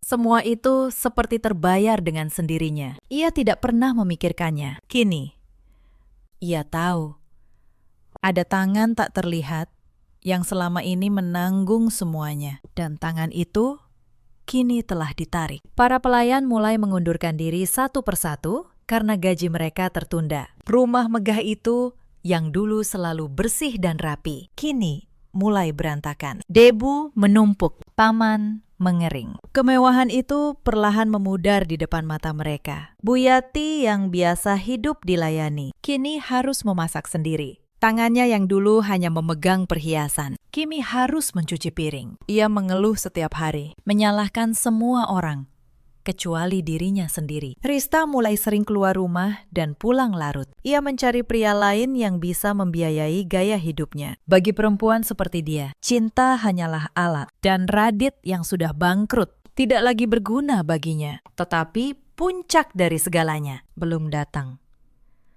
Beberapa hari sebelum sidang, sebuah surat resmi tiba di rumah itu. Surat dari kantor pengacara ternama. Isinya menyatakan bahwa rumah yang mereka tempati ternyata bukan atas nama Radit sepenuhnya. Ada klausul tersembunyi dalam akta yang memberi hak penuh kepada pemilik dana awal pembelian rumah. Radit membaca surat itu berulang kali dengan tangan gemetar. Ia tidak mengerti. Bukankah rumah ini hadiah pernikahan dari Andini? Bukankah dulu Andini bilang ini bukti cintanya? Ia mulai merasakan firasat buruk. Sesuatu yang besar, sesuatu yang selama ini ia abaikan, kini perlahan terungkap. 2 hari sebelum sidang, keadaan di rumah itu mencapai titik terendah. Listrik diputus karena tagihan tak terbayar. Air pun mengikuti. Rumah megah yang dulu bermandikan cahaya, kini gelap gulita di malam hari, hanya diterangi lilin.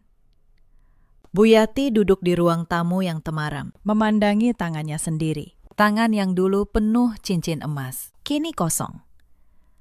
Ia telah menjual satu persatu perhiasannya untuk bertahan hidup, tetapi tetap tidak cukup. Beban hidup mewah yang selama ini ditanggung tangan tak terlihat, kini menghantamnya tanpa ampun. Radit, panggilnya lirih. Apa yang sebenarnya terjadi? Dari mana selama ini uang itu datang? Mengapa semuanya hilang bersamaan? Radit tidak bisa menjawab. Ia sendiri tidak mengerti. Ia hanya tahu, sejak Andini pergi, hidupnya runtuh seperti rumah pasir yang disapu ombak. Tetapi ego masih menutupi matanya. Ia belum berani menghubungkan semua titik itu menjadi satu garis. Malam itu, dalam keputusasaan, Radit mengambil ponselnya. Ia mencari nomor lama Andini. Jarinya bergetar saat menekan tombol panggil. Ia berharap mungkin perempuan yang dulu selalu ada untuknya itu masih mau mengangkat teleponnya. Yang menjawab justru suara asing. Suara seorang asisten. "Maaf, dengan siapa?" Tanya suara itu sopan namun dingin. "Aku Radit, suami Andini. Aku ingin bicara dengannya." Hening sejenak. Lalu suara itu menjawab, "Mohon maaf, Bu Andini tidak memiliki suami dan beliau tidak menerima panggilan dari nomor ini. Selamat malam." Sambungan terputus. Radit menatap layar ponselnya yang gelap. Untuk pertama kalinya, rasa takut yang sesungguhnya menjalar di dadanya. Pagi berikutnya, Rista mengemas barang-barangnya. Ia tidak mengucapkan sepatah kata pun perpisahan. Ia hanya meninggalkan secari kertas di meja. "Aku mencari pria yang bisa memberiku masa depan, bukan pria bangkrut." "Maaf." Radit meremas kertas itu. Perempuan yang ia korbankan, istrinya demi dia, kini pergi tanpa menoleh. Ia akhirnya mengerti. Cinta Rista hanyalah pada uang. Dan ketika uang itu lenyap, cinta itu pun ikut menguap. Ia jatuh terduduk di lantai rumah megah yang kini dingin dan gelap. Untuk pertama kalinya dalam bertahun-tahun, ia menangis. Bukan karena kehilangan Rista, tetapi karena ia mulai menyadari betapa berharganya perempuan yang telah ia campakkan. Bayangan Andini memenuhi pikirannya. Senyumnya yang tenang, masakannya yang hangat. Caranya menunggu Radit pulang setiap malam, betapapun larutnya. Caranya tidak pernah menuntut apapun. Meski kini Radit tahu, perempuan itu memiliki segalanya. "Andini," bisiknya dalam gelap. "Apa yang sudah aku lakukan?" Tetapi penyesalan yang datang terlambat hanyalah air mata yang tumpah di tanah kering. Tidak akan menumbuhkan apapun. Sementara itu, di kediaman saya yang sesungguhnya, saya menghabiskan malam terakhir sebelum sidang dengan tenang. Bu Sri menyiapkan secangkir teh hangat untuk saya. Kami duduk di teras, memandang lampu-lampu kota yang berkelip di kejauhan. "Bu, apakah Anda tidak merasa kasihan sedikit pun pada mereka?" tanya Bu Sri. Saya menyesap teh saya perlahan. "Kasihan. Saya sudah menghabiskan 7 tahun untuk mengasihani mereka." "Bu Sri, saya memberi, dan terus memberi. Dan setiap pemberian saya dibalas dengan penghinaan. Sekarang, saya hanya membiarkan keadilan berjalan. Itu bukan kekejaman. Itu adalah konsekuensi." Bu Sri mengangguk pelan. Ia mengerti. Saya menatap langit malam. Esok hari, semua topeng akan terbuka. Semua kebenaran akan terungkap di ruang sidang itu. Dan untuk pertama kalinya dalam 7 tahun, saya akan berdiri sebagai diri saya yang sesungguhnya. Di sisi lain kota, malam terakhir itu berlalu dengan sangat berbeda bagi mereka. Meski Rista sudah pergi, Bu Yati masih memaksa Radit untuk melanjutkan sidang perceraian. Baginya, menyingkirkan Andini secara resmi adalah satu-satunya cara mempertahankan harga diri keluarga. Ia masih yakin, begitu Andini hilang dari hidup mereka, entah bagaimana, kemewahan akan kembali dengan sendirinya. "Besok kita selesaikan semuanya," kata Bu Yati di tengah ruang gelap yang hanya diterangi lilin. "Begitu perceraian itu sah, kita usir dia untuk selamanya. Lalu kita cari cara untuk bangkit kembali. Keluarga kita terlalu terhormat untuk jatuh seperti ini." Radit hanya diam. Ia tidak lagi punya keyakinan seperti ibunya. Sesuatu dalam dirinya berbisik bahwa esok bukanlah akhir dari masalah mereka. Justru sebaliknya. Tetapi ia tidak tahu apa yang menantinya. "Bu," kata Radit pelan, "bagaimana kalau kita salah selama ini? Bagaimana kalau Andini bukan seperti yang kita kira?" Bu Yati menatapnya tajam. "Apa maksudmu?" "Dia perempuan miskin, tidak punya apa-apa, tidak punya keluarga. Apa yang bisa berubah dari itu?" Radit terdiam.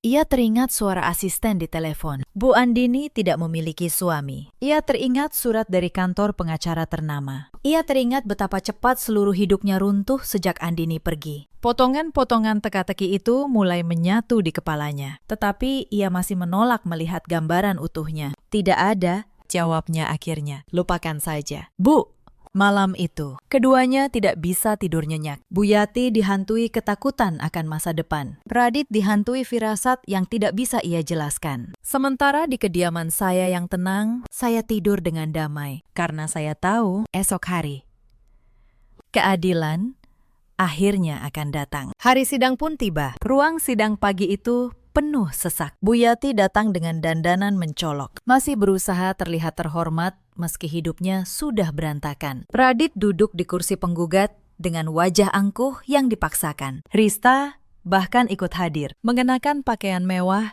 yang ternyata masih berstatus utang. Saya datang terakhir. Saya mengenakan setelan sederhana berwarna gelap. Tidak ada perhiasan mencolok, tidak ada pengawal. Hanya Bu Sri yang berjalan di samping saya dengan map tebal di tangannya. Begitu saya masuk, Bu Yati langsung berbisik kencang kepada Radit. Lihat dia. Masih berpakaian murahan seperti biasa. Sudah miskin. Sebentar lagi resmi jadi janda. Sempurna. Saya tidak menanggapi. Saya duduk dengan tenang di kursi tergugat. Sidang dimulai. Pengacara Radit membacakan tuntutan. Mereka menuduh saya sebagai istri yang tidak becus. Perempuan miskin yang hanya membebani keluarga. Mereka meminta perceraian tanpa memberi saya apapun. Saya hanya tersenyum tipis mendengar semua tuduhan itu. Lalu, sesuatu yang aneh terjadi. Pintu ruang sidang terbuka. Beberapa pria berseragam rapi memasuki ruangan. Mereka adalah jajaran direksi perusahaan tempat Radit bekerja, termasuk Pak Surya, sang direktur utama. Radit terkejut melihat atasannya hadir. Wajahnya berseri, mengira bantuan datang untuknya. Namun yang terjadi justru sebaliknya. Para petinggi perusahaan itu berjalan melewati Radit, lalu membungkuk hormat ke arah saya. Penghormatan tertinggi kepada saya yang duduk di kursi tergugat dengan tenang. Radit terpaku. Bu Yati menganga. Rista membeku. Apa-apaan ini? Bisik Bu Yati panik. Lalu Pak Hakim, yang sejak tadi memimpin sidang, berdiri dari kursinya. Ia menundukkan kepala dalam-dalam ke arah saya. Sebuah kehormatan luar biasa bisa bertemu Anda secara langsung hari ini. Bu Andini, katanya penuh hormat.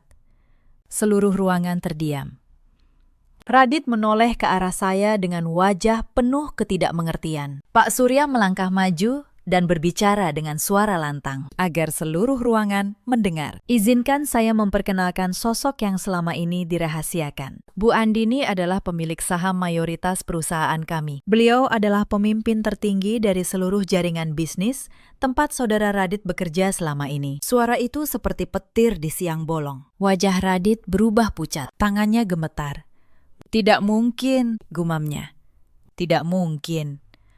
Andini, dia hanya selama bertahun-tahun. Lanjut Pak Surya, setiap promosi yang saudara terima, setiap proyek besar yang jatuh ke tangan saudara, setiap pujian dan keistimewaan, semuanya adalah keputusan langsung dari Bu Andini, bukan hasil kemampuan saudara sendiri. Pak Surya menoleh ke arah seluruh ruangan. Suaranya semakin tegas. Saudara Radit bahkan tidak pernah lolos seleksi awal saat melamar dulu. Berkasnya berada di tumpukan yang ditolak. Tetapi Bu Andini atas nama cinta memerintahkan kami untuk menerimanya. Dan setiap tahun setelah itu, beliau diam-diam mengangkat karir saudara, sambil membiarkan saudara percaya bahwa itu semua hasil jerih payah sendiri. Wajah Radit memerah, lalu memucat. Setiap kata itu seperti palu yang menghancurkan tembok kebanggaan yang ia bangun selama bertahun-tahun. Ternyata, seluruh kesuksesannya hanyalah pemberian. Pemberian dari perempuan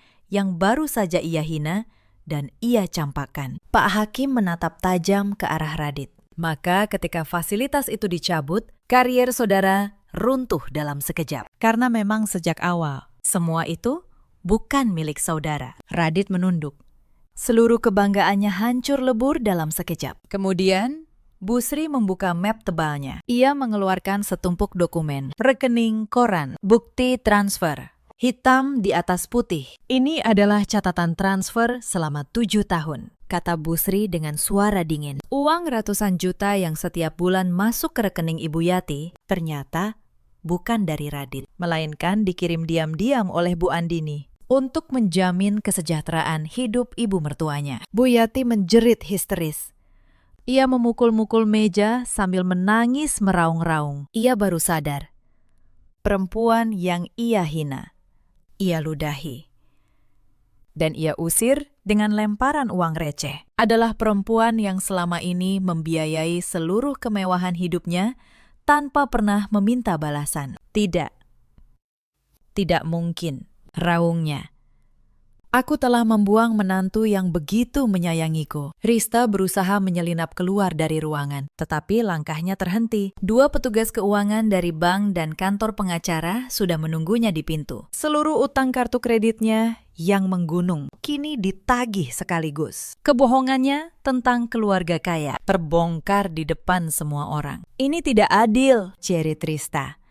Aku korban, aku tidak tahu apa-apa. Tetapi tidak ada yang percaya padanya lagi. Pengacara saya membacakan satu persatu bukti penipuan yang ia lakukan. Nama-nama pria yang pernah ia tipu. Jumlah uang yang ia gelapkan. Semua tercatat rapi. Wajah cantiknya yang dulu penuh kesombongan, kini pucat oleh ketakutan.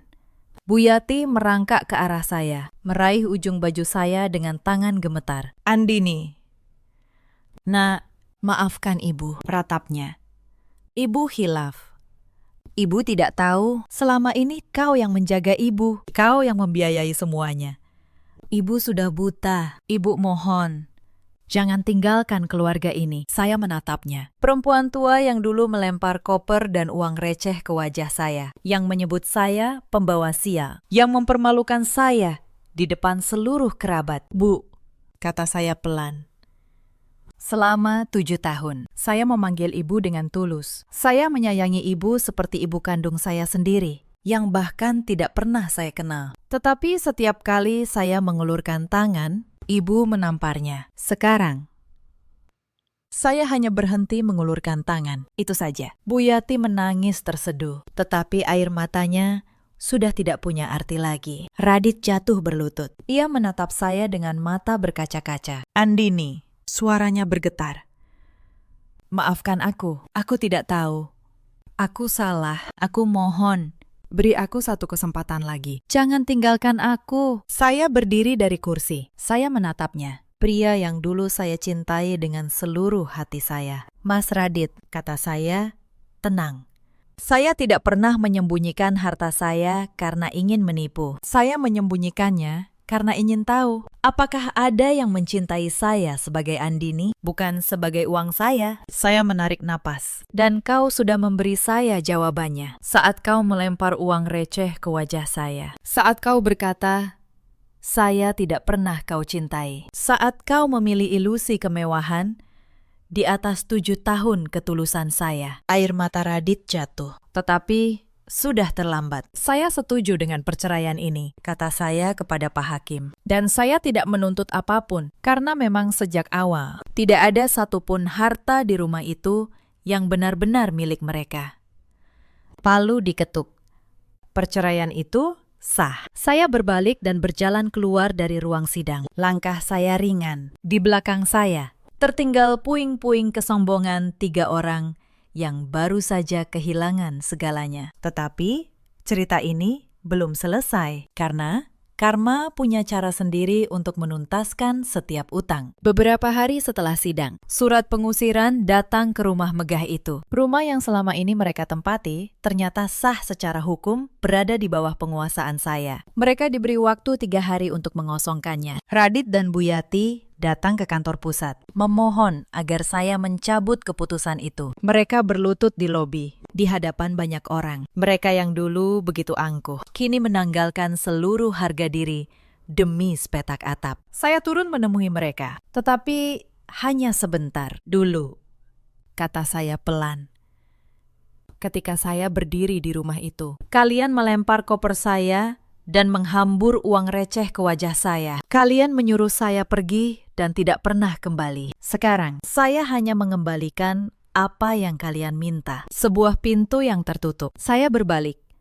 Para asisten saya mengiringi saya kembali ke dalam. Pintu lobi ditutup, mengunci kehangatan di dalam, dan membiarkan mereka berlutut di luar, di bawah langit yang mulai menurunkan hujan. Radit memanggil nama saya berulang kali, hingga suaranya serak. Bu Yati menunduk menatap genangan air kotor, menangisi kehancuran yang ia ciptakan sendiri. Mereka akhirnya menyadari, teriakan dan tangisan mereka tidak akan pernah membuat pintu itu terbuka kembali. Tidak ada lagi kasihan yang tersisa untuk mereka. Beberapa minggu kemudian, kabar tentang kehancuran mereka sampai juga ke telinga saya. Bukan karena saya mencari tahu, tetapi karena dunia memang sempit dan karma selalu meninggalkan jejaknya. Rumah megah itu akhirnya saya lepas. Saya menjualnya kepada sebuah yayasan sosial yang kemudian mengubahnya menjadi panti untuk anak-anak yatim. Tempat yang dulu penuh kesombongan dan penghinaan, kini dipenuhi tawa anak-anak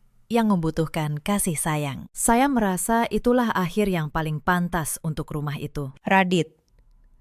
Setelah kehilangan segalanya, terlunta-lunta di kota, tidak ada perusahaan yang mau menerimanya. Reputasinya hancur. Kabar tentang bagaimana ia mencampakkan istri yang ternyata pemilik perusahaan menyebar cepat di kalangan bisnis. Tidak ada yang mau mempekerjakan pria yang dianggap tidak tahu balas budi. Akhirnya, ia pergi ke kota lain, bekerja sebagai kuli bangunan dengan tangan yang dulu hanya terbiasa menandatangani kontrak besar setiap malam di gubuk sempitnya. Ia konon sering termenung, menyesali keputusan yang menghancurkan hidupnya sendiri. Prista, perempuan yang membangun kemewahan di atas kebohongan, akhirnya jatuh. Tumpukan utang kartu kreditnya dan berbagai penipuan yang ia lakukan terhadap banyak pria membawanya ke pengadilan. Ia divonis bersalah dan harus mendekam di balik jeruji. Konon, di dalam tahanan, ia bertemu dengan seorang perempuan lain yang juga pernah ia tipu dulu. Keduanya saling kenal, dan setiap hari lorong penjara dipenuhi suara pertengkaran mereka. Saling melempar kesalahan, saling menyakiti dengan kata-kata. Dua perempuan yang dulu hidup dari kepura-puraan, kini hanya tersisa kepahitan. Bu Yati pulang ke kampung halamannya di Jawa Tengah, tetapi tidak ada lagi yang menyambutnya dengan hormat. Kerabat yang dulu ia jamu dengan kemewahan, kini berpaling.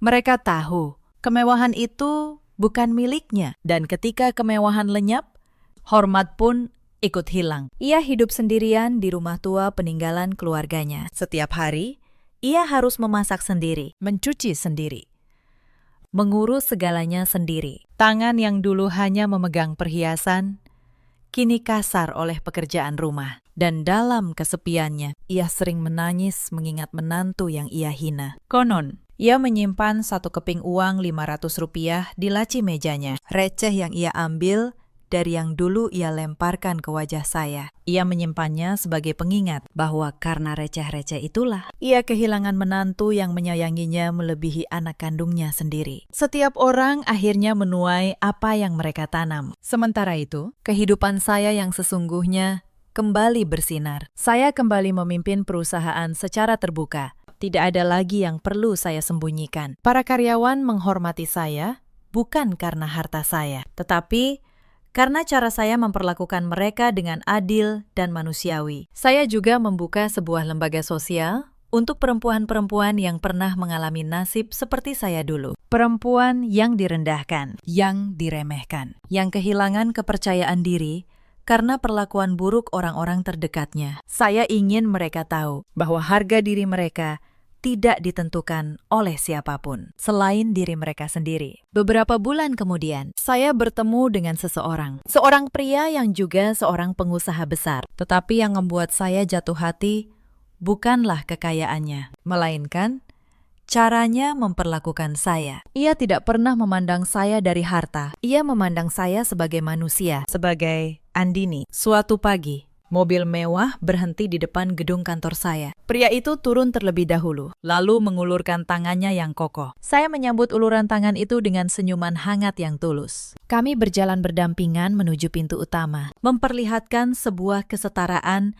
dan rasa saling menghargai yang sejati. Untuk pertama kalinya dalam hidup, saya merasa diperlakukan layaknya seseorang yang berharga. Bukan karena uang saya, tetapi karena diri saya apa adanya. Cerita ini mengajarkan kita banyak hal. Jangan pernah menilai seseorang dari penampilan luarnya, dan jangan pernah merendahkan orang lain hanya karena kau merasa lebih tinggi darinya, karena kau tidak pernah tahu siapa sebenarnya orang yang berdiri di hadapanmu. Di luar sana, ada banyak perempuan seperti saya dulu. Perempuan yang memberi segalanya, namun tidak pernah dihargai. Perempuan yang menahan diri, berharap cinta yang tulus akan dibalas dengan ketulusan pula. Jika kau salah satunya, ingatlah, harga dirimu tidak ditentukan oleh bagaimana orang lain memperlakukanmu. Di luar sana, ada juga banyak suami seperti Radit. Suami yang silau oleh kemewahan dan lupa pada ketulusan di sisinya. Yang baru menyadari nilai sesuatu setelah kehilangannya. Dan saat itu tiba, seringkali sudah terlambat. Ada pula para ibu mertua seperti Bu Yati yang memandang menantu dari harta dan asal-usul, yang lupa bahwa ketulusan tidak bisa dibeli dan kasih sayang tidak mengenal status. Radit kini menjalani hidup sebagai buruh yang menyesal. Rista mendekam di penjara bersama kebohongannya. Bu Yati menua dalam kesepian dan penyesalan. Sementara saya bangkit dan menemukan kebahagiaan yang sejati. Dalam hidup, kita selalu punya pilihan. Pilihan untuk menghargai atau merendahkan. Pilihan untuk tulus atau menipu. Dan setiap pilihan pada akhirnya akan kembali kepada kita masing-masing. Ceritakan kisah kalian di kolom komentar. Bagikan video ini jika menyentuh hati kalian. Terima kasih sudah menemani sampai akhir. Sampai jumpa di kisah berikutnya.